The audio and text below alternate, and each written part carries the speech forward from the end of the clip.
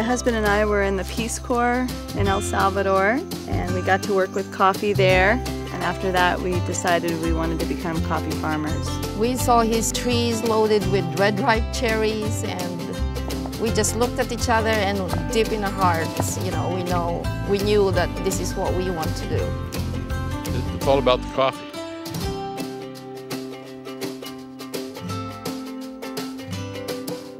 My name's Jeff Ferguson with Maui Growing Coffee Company store.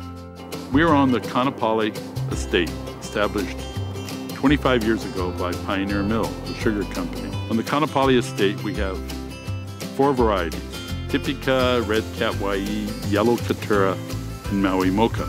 We're in front of the Maui Mocha variety now. Coffee's been growing in Hawaii for 200 years. The original varieties came out of Brazil. This is the only place in the United States that grows coffee. Hawaii is very well suited for growing coffee. It's volcanic, it's between the Tropic of Cancer, Tropic of Capricorn. It's just perfect growing conditions. This whole area here is called Cloud Rest. And basically they call it Cloud Rest because it's a little valley. The clouds come down from the mountain in the afternoon, and they have a tendency to bring rain to this area. Sometimes they'll even just sit right on top of the trees. This whole area used to be a sugarcane plantation until the mid-1990s, and then when the sugarcane industry pulled out of Ka'u, folks took it over and created small family farms, all of coffee.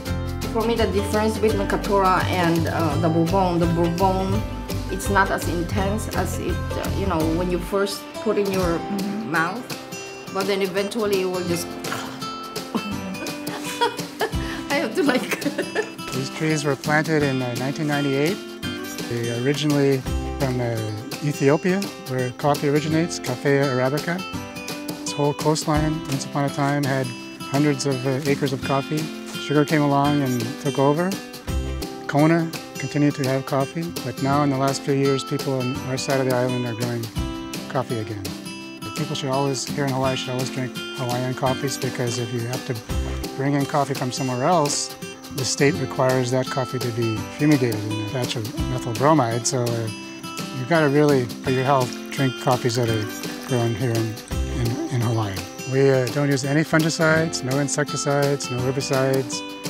Natural and organic and sweet and smooth and wonderful. Our main support for the coffee, for the chocolate, and for so many of the unique products in Hawaii are really coming about in the last 5 and 10 years. People becoming more aware of where their food comes from, people wanting to know their farmers, and people wanting to taste those special regional products, something that really is unique to Hawaii.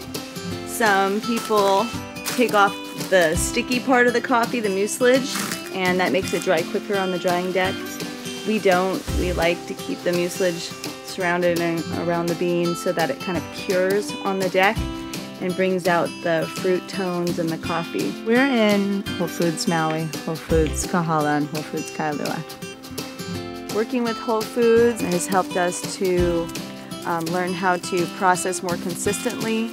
We really appreciate working with Whole Foods and what they've done for our farm and our family. There are 3 coffee farmers here in Ka'u that won top 10 in the world in 2012, and I'm one of them. With Whole Foods, it's been great, and they have been our great supporter, really.